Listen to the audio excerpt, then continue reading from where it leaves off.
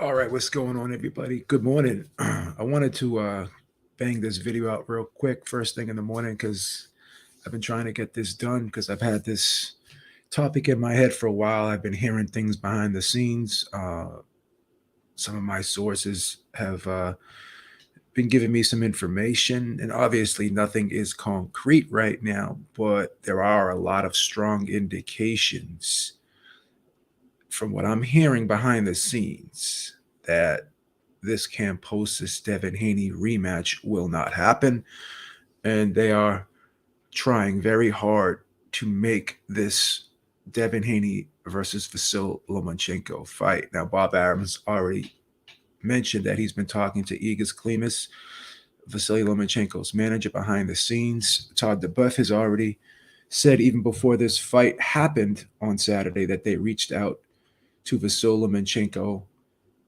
to see if he would like to fight the winner. And they were kind of being nice to George Kambosos because everyone behind the scenes, particularly all the top ranked people, and even Lou DiBella, I think they felt pretty strongly that they knew that George Kambosos was had a tough ask, and it would be hard for him to win this fight. So they knew that the fight to make would be Devin Haney versus Vasyl Lomachenko. And in a lot of people's minds, Vasyl Lomachenko is still arguably the second best lightweight in the world, right?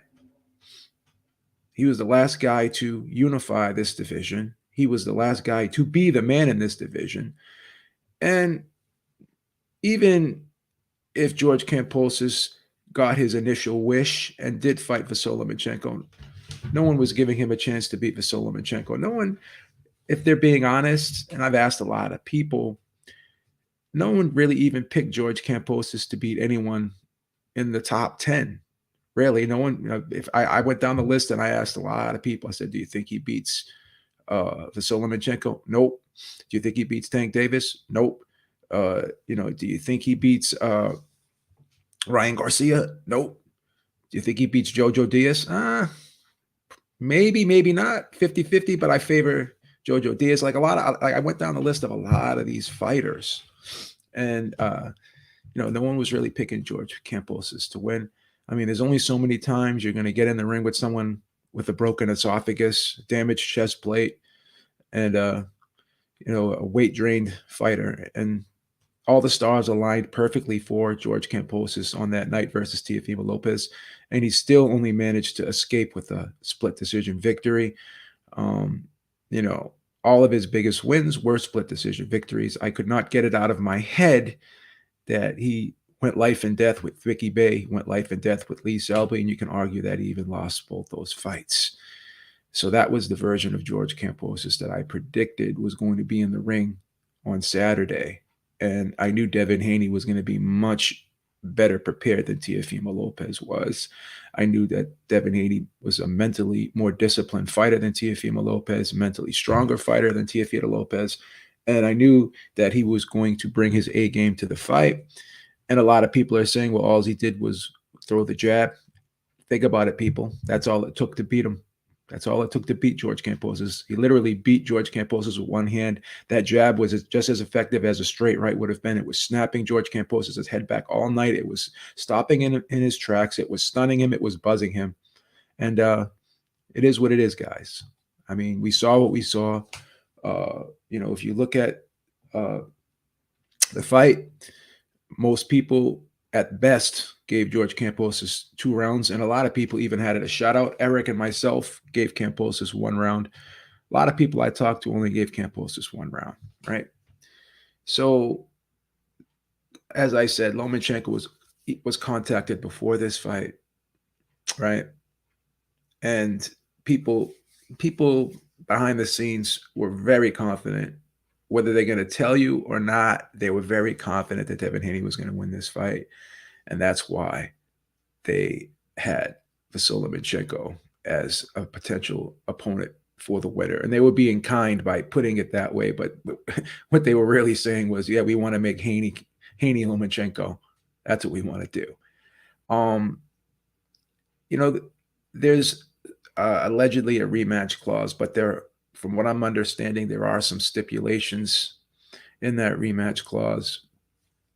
Um, and from what I'm also understanding is George Kambosos is kind of being advised to not take the rematch. It's unsellable, guys. I mean, even the Australian fans basically turned on uh, George Kambosos, right? They were even saying like he you know that he didn't win uh, a round clearly in that fight. They were very dismissive of his performance. How are you going to sell this rematch? You went in there against a guy that pitched a virtual shutout on you, and the art of deception basically won't work. It didn't work the first time, and it's sure as hell not going to work a second time, right? So, you know, Lomachenko is probably outside of Tank Davis, if I'm being honest, is probably the biggest name in the lightweight division. All right, everybody knows Lomachenko. He's had a history. He's the, like I said, the last guy to unify this title. He's made the most defenses of the lightweight title. He's been in some of the biggest fights in the lightweight division. He's coming back from Ukraine. People already are looking at him as a hero for doing that. There's a lot of upside to making this fight as opposed to Kambosos Haney rematch. I don't think anybody wants it. I've put polls out there. I've seen polls, and nobody wants to see a Kambosos Haney 2, right? A lot of the polls I've seen, people have been asked, it's like been 95-5, 90-10. Only the most diehard George Kambosos fans who have an emotional vested interest in George Kambosos, right? Only those fans want to see a rematch, if I'm being honest. Only those fans want to see a rematch, if I'm being honest, right? So from what I'm understanding, Lomachenko was already being maneuvered into fighting Haney, fighting the winner. And again, I'm trying to be nice to Kambosos, but again, Bob Arum, Todd DeBuff, all the people, Carl Moretti, all the people behind the scenes, they didn't have much faith in George Kambosos. That's why Bob Arum made it a point to grab Devin Haney. Even Lou DiBella, I believe they both have a co-promotional contract with Devin Haney for the next 2 fights, possibly 3, if I'm not mistaken. But Lou DiBella is going to get paid as well, regardless of who Devin Haney fights next. From my understanding, he also has a promotional contract for the next 2 fights or possibly 3 fights with Devin Haney. So everybody wins here, regardless of what Devin Haney does next, right? And like I said, they could try to make this rematch with George Kambosos, but they know, the people behind the scenes know, nobody wants to lose money in the sport of boxing. And this rematch with George Kambosos is unsellable. Nobody would no one wants, not even the Australians want to see this fight, right? And Devin Haney was being cheered at the end of that fight. He became the hero, and George Kambosos kind of became, I don't know, with all the antics leading up to the fight, I think George Kambosos, the few fans that he had going into the fight, I think he even lost those fans with some of the ridiculous things he was saying before the fight, putting his foot in his mouth constantly. Again, searching for Afos. I know something you don't know. I know something you don't know. I know something you don't know. See, this guy, his last name is Afos, right? Let's put 2 and 2 together here, because when I do the polls about who wants to see the rematch, and it's like 99-1%, that's the 1% that wants the rematch. Because look at his last name, it's Afos, right? That's a Greek last name. What's George Kambosos' last name? That's a Greek last name. So this is a man who's giving you his opinion based off of emotion, based off of fanboyism, based off of obsessive fanatic behavior. You know what I'm saying? So that's a fanboy, right? But I know something you don't know, brother. I know something you don't know. And that's all I'm gonna say.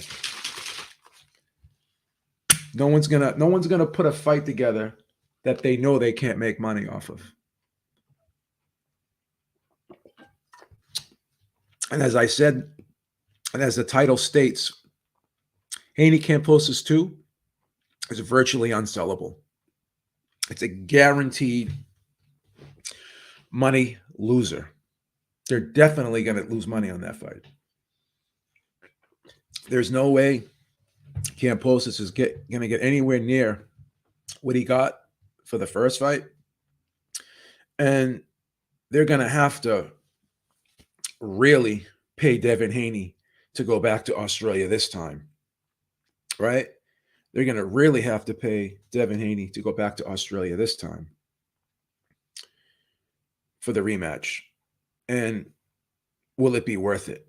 Will it be worth it? Because now they're not gonna get away with having to pay Devin Haney only. I think it was 2 million or 3 million, whatever it is.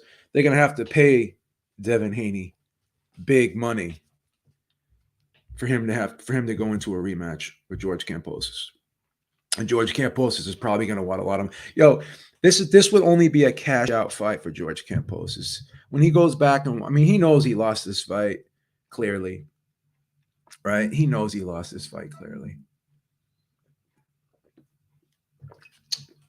He can sit there and say whatever he wants. I was never hurt in the fight. The fight was close. Once again, everybody knows. Everybody knows. Nobody is even claiming this fight was close. No one's even claiming that this fight was competitive anyway. And here's another thing. All due respect to both fighters, it was a very uneventful fight. It wasn't a particularly exciting fight, right? The way these two styles mesh, it's never going to make for an exciting, interesting fight, because if Devin Haney can just beat this guy with a jab from the outside by pecking and poking and snapping his head back all night, and George Kambosos can't even land a significant clean shot on Devin Haney, right? If he can't even land a significant clean shot on Devin Haney, right? Then, I mean, how's he gonna make for a entertaining fight? You look at the average fan scorecard here, and even they scored it very wide for Devin Haney, right? They scored it 1-8. The average fan scorecard is like 118 or 110. So most fans at the very most only gave George Kambosos 2 rounds, right? I gave him 1. Some people even had it a shutout. I mean, the fight was not even remotely close. Not even remotely close.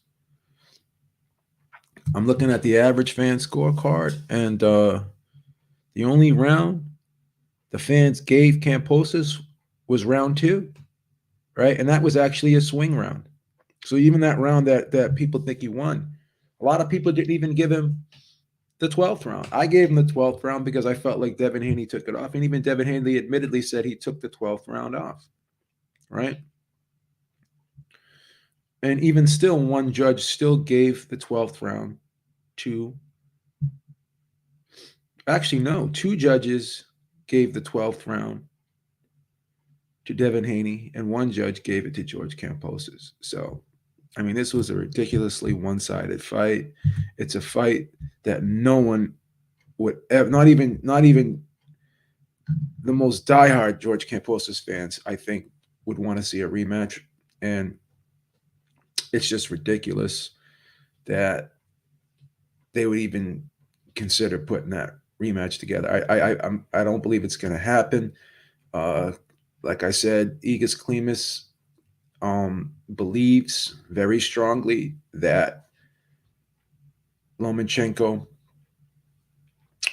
would have a hard time passing up this undisputed fight. He's already been contacted through Igis Klimas So ask yourself this, guys. There are some stipulations in this rematch clause, and if and, all the few diehard groupies, the few diehard Kambosos groupies that are hanging on for dear life, praying that this rematch happens, and the deluded Kambosos fans that think he can win the rematch by knockout, right? Ask yourself why has Lomachenko been contacted, and why even before the fight has Bob Arum and Todd DeBuff, Colin Moretti, and everyone over at Top Rank said that they're going to try to make Lomachenko fight the winner, and why did Top Rank even pick up Devin Haney for this fight? Why did they get behind this fight? Why did ESPN get behind this fight? Because they knew that it was smart to invest in Devin Haney. They knew this was going to be even Bob Arum said before the fight, he said Devin Haney will box circles around George Kambosos. Now you could say, oh, of course he's going to say that because he had Devin Haney. Of course he's going to say that, right? But again, normally he would say, yeah, it's going to be like if he thought it was going to be a good fight. Bob Arum has said several times, oh, it's going to be a good fight, but I favor this guy, that guy. He went out of his way to say he thinks Devin Haney will box circles. He wasn't even. He was 100% unequivocal in his assessment of what the fight would be like. He said he would box circles around George Kambosos. So they know. And here we go again. You USA weirdos don't even know what gender you are. This guy is a clown, bro. You're embarrassing yourself. Every time you say something stupid, I'm just going to put it up there. You don't even have your real name up there. So it's easy for you to say stupid things based off of emotion.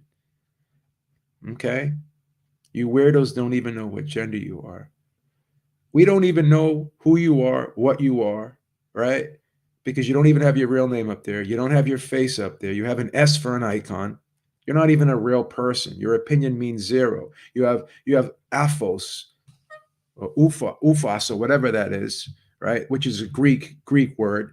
So you're biased towards the Greek fighter, the fighter of Greek descent. Okay? So you can sit there and cry all you want. Your fighter, your hero, your hero lost 11 rounds to 1, 12 rounds to nothing. He got shut out. The fight was not even remotely competitive. So you can sit there and cry all you want. You can't change history. It's already in the books, brother. Your fighter lost badly to Devin Haney, and you're going to have to just accept that. You just have to just accept that. You can cry all you want. You can insult me all you want. But at the end of the day, Devin Haney won this fight decisively and widely. And nobody wants to see a rematch except for you. So you can cry in your Captain Crunch this morning because it's not going to happen, brother. And I'm going to keep twisting the knife and digging it in your soul because I know it bothers you. The more you comment, the more I'm going to troll you. The more I'm going to stick the knife and twist it even harder, right? The more you don't want me to say something, I'm going to say it more, right? Because I love trolling you fanatics, you fanboys. That's right, pugilism. You can't even call it a fight. It was one of the most one-sided title fights I've ever seen. He was playing with him. He didn't even bring his A game to this fight. He didn't even bring his A game to this fight.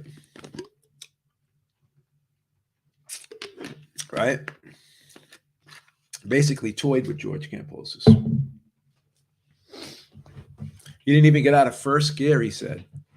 It's basically a sparring session, bro. No one wants to see this fight again. And the people behind the scenes know that. So Lomachenko, I believe, will take this fight. He's already been contacted. Igis Klimas' manager has said he believes that for undisputed, that Lomachenko would take this fight. He believes he can convince him to take this fight. Nothing is 100% certain right now. It's not confirmed, but it's everyone wants everybody wants the fight. Everyone behind the scenes wants to make the Lomachenko fight for Devin Haney. And like I said, Lou DiBella has a vested interest in Devin Haney now for, I believe, the next 2 fights or so. So even he would not mind this Lomachenko fight, and I don't think he would stand in the way of it if it made sense, which it does, which it does, because he himself knows he's not a stupid man. Everybody knows, right? Everybody knows that the rematch is going to be virtually unsellable. It's virtually unsellable. No one wants it. No one wants it. And I'm sure that a lot of ESPN would really, really get behind Lomachenko versus Devin Haney. You saw what ESPN did with Lomachenko versus Teofimo Lopez. Close to 4 million people watched that fight on ESPN. ESPN really got behind it. They pushed it. So if ESPN is willing to get behind this Devin Haney Vasyl Lomachenko fight, which I've heard that they have, if ESPN gives this fight the push, which they will, right? And ESPN promotes this fight, and they can promote Devin Haney as the next great American lightweight fighter. They can promote not George Kambosos. They can promote Vasyl Lomachenko coming back, the hero from Ukraine. I'm telling you, man, that this fight could get a lot of steam behind it. It could get a lot of steam behind it, and a lot more people will be interested in this Devin Haney Lomachenko fight as opposed to this George Kambosos fight. So this is the route that they're looking to go. They're looking to go for. This is the road they're looking to go down, and this is, I believe, from everything I'm hearing, right, that this is what's going to happen next. If you follow the breadcrumbs, you connect the dots, this is what's going to happen next. Because nobody in the sport of boxing wants to lose money if they can prevent it. And a Haney Kambosos rematch, I've said it before, I'll say it once again, right, is virtually unsellable. So that's why I don't believe it's going to happen. And that's why I believe Lomachenko versus Devin Haney will be the next fight. Mark my words. All right, guys. I think that's about it, man. Not much more I can say about it. George Kambosos got thoroughly outclassed. And the only art of deception that will take place is having a rematch and trying to make fans believe that it'll be even remotely competitive. That will be the greatest art of deception that George Kambosos could ever pull off. And that will be another instance where his art of deception will fail miserably, because no one will fall for it. No one fell for it the first time, and no one will fall for it the second time. And Devin Haney most certainly won't fall for it. So the art of deception has been and will be thwarted once again. That's all I got for you guys. Beavers, I'll talk to y'all soon. Peace out. Stay safe.